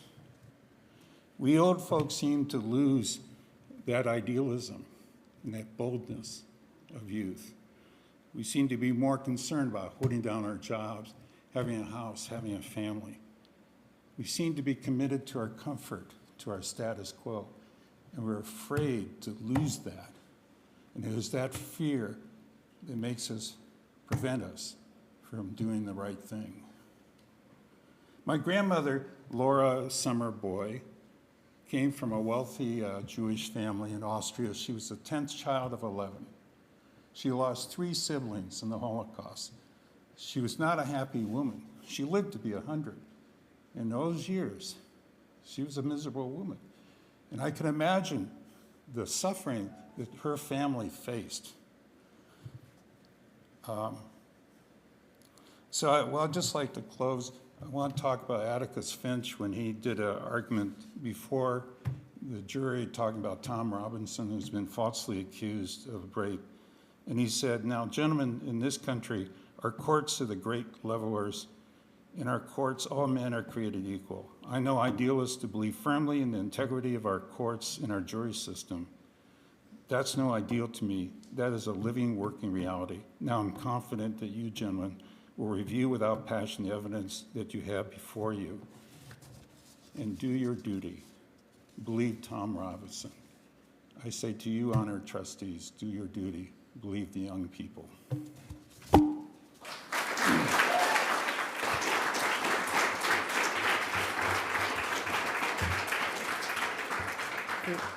Thank you, Harold. Chair Edgerton, I do believe we're done now. Thank you. Thank you, Dr. Schuman. First of all, I want to say thank you. Thank you to all of you for your impassioned remarks and for sharing your concerns with us today. Dr. Montgomery and his cabinet have been engaged in these issues, and in a moment I'd like the president to make a few remarks. But I just want to remind everyone with our respective roles regarding the board, the president, and his administration. Our distinct but complementary duties work in concert to ensure we reach a full measure of our mission and best serve our student body. Similar to all boards, this board, provides strategic leadership and fiduciary oversight, while the president leads the academic research and operational functions of the university with his leadership team. The board is responsible for Western's long-term vitality, ensuring adherence to the university's mission, and ensuring we are serving the full complement of all our students, faculty, and staff. The role of the president and his cabinet is to manage the day-to-day operations in alignment with trustee guidance. And while this board is not and should not be engaged in those daily operations of the institutions, trustees do remain in close contact with the president and his staff, especially in regarding these issues. The president, as part of his responsibility for day-to-day operations, in turn empowers his leadership team, the cabinet, to advance the objectives of this large organization. The president delegates authority to cabinet members, which is crucial for efficiently and effectively leading the university. His cabinet members use their respective expertise and skills to help manage this university and its interest. President Montgomery, you've been keeping us apprised of this, so I would, since April, and so I'd ask for you to talk about the university's approach in regards to the request made today.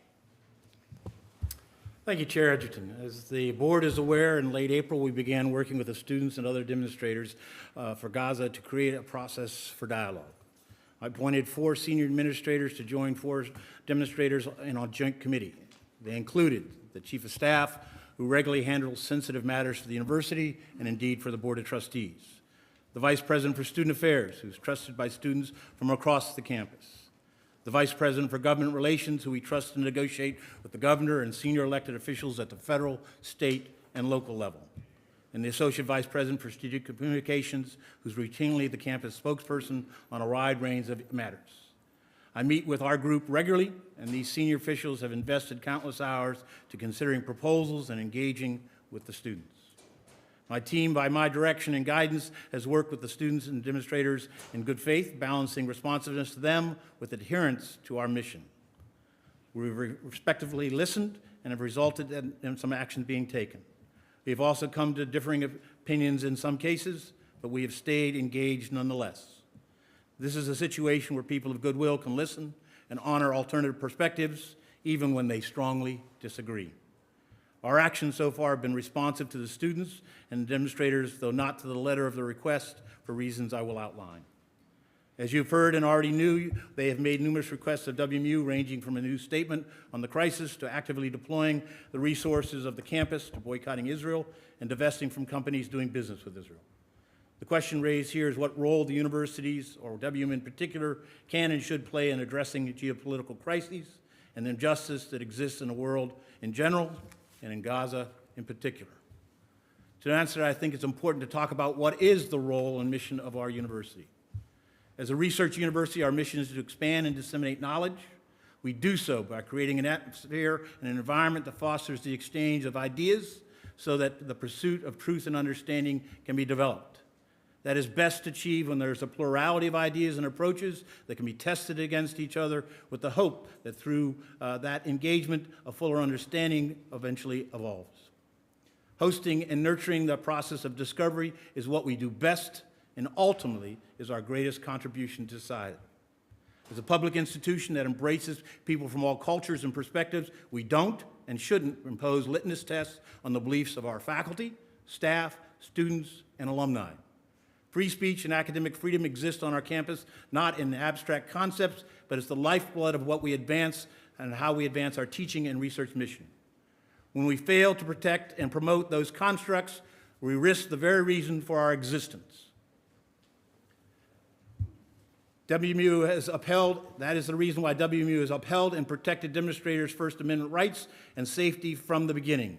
The group has been free to exercise their right to protest on campus, as it has done so on multiple occasions, including today. At the same time, we reject efforts to divide us, to make anyone lesser through anti-Semitism, Islamophobia, or anti-Arabism. To best protect the free exchange of ideas, we generally refrain from taking institutional positions on a wide range of social and geopolitical matters. This is particularly true when it's not clear that there is an overwhelming consensus view within our community or society. To declare the winner of debates over complex issues or to frame the declaration as a moral judgment would chill the very process of debate and exchange of ideas that makes us who we are. The fact is, we do not all agree in this room, on this campus, in this country, about the causes and solutions to Gaza or the Middle East.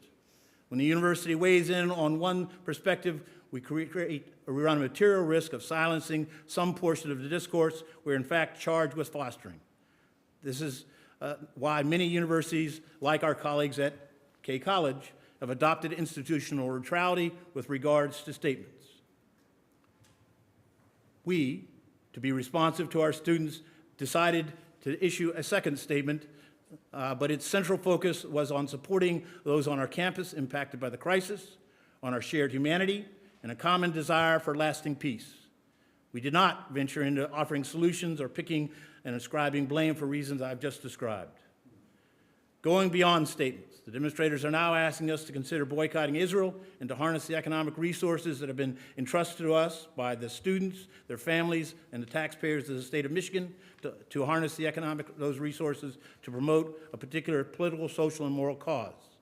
As with the issues around statements, we will listen to their perspectives, but make no mistake, the request in front of us will raise complex and critical questions. Divestment, for example.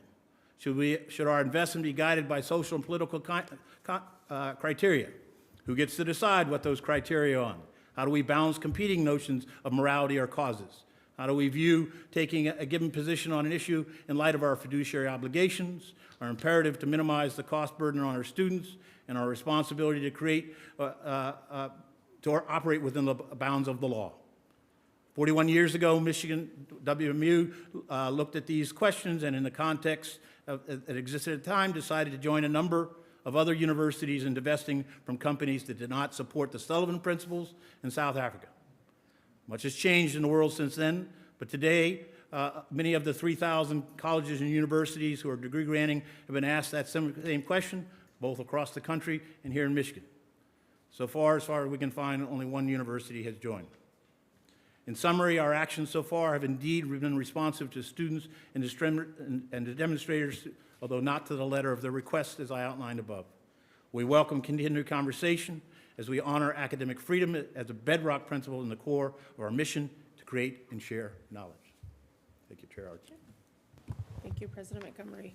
I know Vice Chair Turfy had a comment or a question. Sure, thank you. I thank all of you for coming today. Aya, Nathan, Sarah, Charlie, Marissa, Don, Daniel, Jennifer, Saeed, Wesley, Jacinda, Roland, Nuala, Harold. I can assure you, your voices have been heard. You challenged and you asked us about education and our people and our civilization. One of the descendants of Prophet Muhammad said, if you save a life, just one life, it is as though you have saved all of mankind.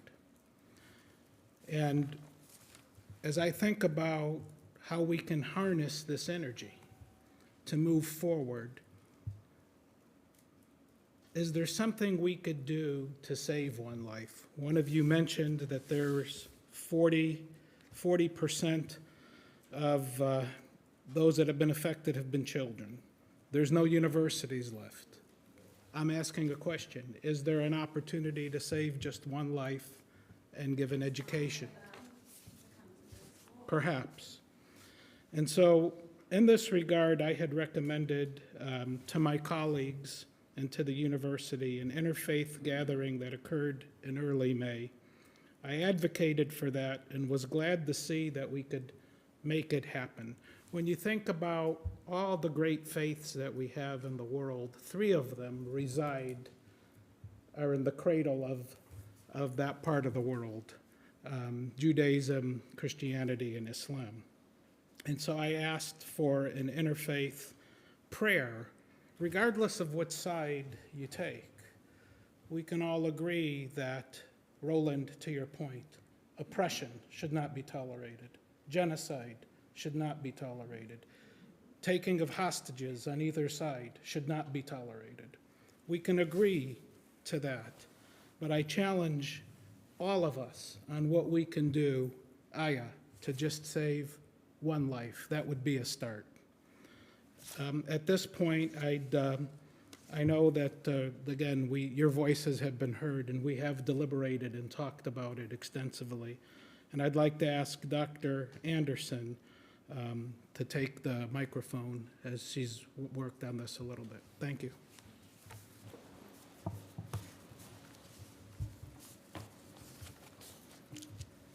Thank you. I knew that I was going to be asked to make some remarks, so I prepared some in advance. But before I read them, I just want to thank everyone that has spoken today. It is clear to everybody here that you spoke from your hearts, your minds. You made some very, very outstanding, persuasive remarks, and I just thank you. I thank you for the care, the compassion, the intellect that you put into every one of your remarks. I felt them profoundly, so I just wanted to say that and thank you. I think Don Cooney said he was very proud of the students that spoke. I too am very proud of you, because you spoke your truth and you spoke your passion, and I really am very grateful and appreciate it. So I just wanted to say that at the outset. The interfaith gathering that you recommended was great. I'm really glad that we did it, and I'm glad that you recommended it. It was, for those of us that were able to be there, it was wonderful. I'm sorry there were not more people present, and I'm sorry the Imam wasn't able to be there. He was invited, but he was not able to make it, so we missed out on having his presence as well. But those of us that were there, it was a wonderful thing. I think we need to do more of that kind of thing, so I thank you for that recommendation. We first convened with the group representing Gaza demonstrators in early May to formally receive their list of demands after they removed an encampment at our request that had been erected without permits on campus. We're very pleased that they were willing to do that. That didn't happen in a lot of places across the country. I see Roland. We were proud of ourselves on that. We felt like we really got off to a very good start that way. We committed to an ongoing dialogue throughout the summer to discuss the demands that the students had brought forward. We came together as a joint committee with 4 administrators and 4 students, and we collectively set ground rules and scheduled 8 meetings from May to August. We plan to address each of the demands, one of the demands each meeting.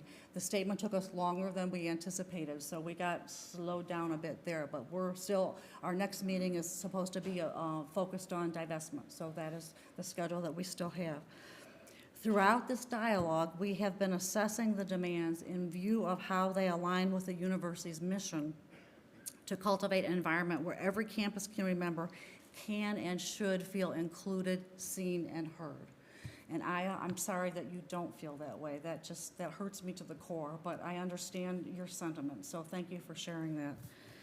I think it's important to note that our students have challenged our thinking. Our conversations with them have led to extensive research and vigorous debate among the president and my cabinet colleagues. We have responded where and how we could without violating our core mission as an academic institution that exists to create and share knowledge in a campus community that is very diverse. I don't know of any other university, and there are many, where there has been such extensive, ongoing, peaceful discourse with the student demonstrators. And I think that's something Western can feel really proud of. And we're committed to that, and we have really learned from those conversations. To your point, Trustee Turfy, one of the steps we've taken, as outlined in the letter to campus, is a commitment to a lecture series this coming fall, which will address the topic at hand and other important and complex issues. We pride ourselves on having difficult conversations, and one of the ways we formalize that is through our ongoing We Talk series. Jennifer Townsend mentioned that as well. This series is unique to WMU and is focused on creating a forum where our students and the broader campus community can navigate difficult topics head-on.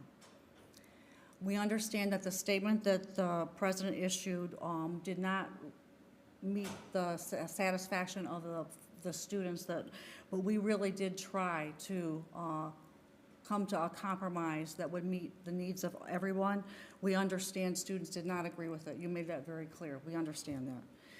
We've taken as many actions as we can accommodate to date because we want to be responsive, even as we're being asked to take positions that in some cases could inhibit our mission. But we remain no less committed and engaged today as when we began. We are willing to return to the table and finish our conversations.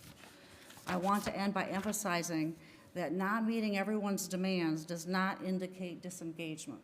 It just acknowledges that we don't always all agree on the right course of action. We are committed to continuing the dialogue, and we look forward to our further conversation. So thank you for your time and passion this afternoon. Thank you, Vice President Anderson. Any other comment, question for the board? I just want to say thank you all for attending. Thank you all for speaking.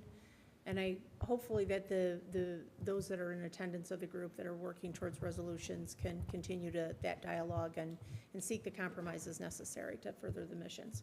So thank you very much. They had a motion for adjournment. Okay. All those in favor say aye. Aye. Meeting is adjourned.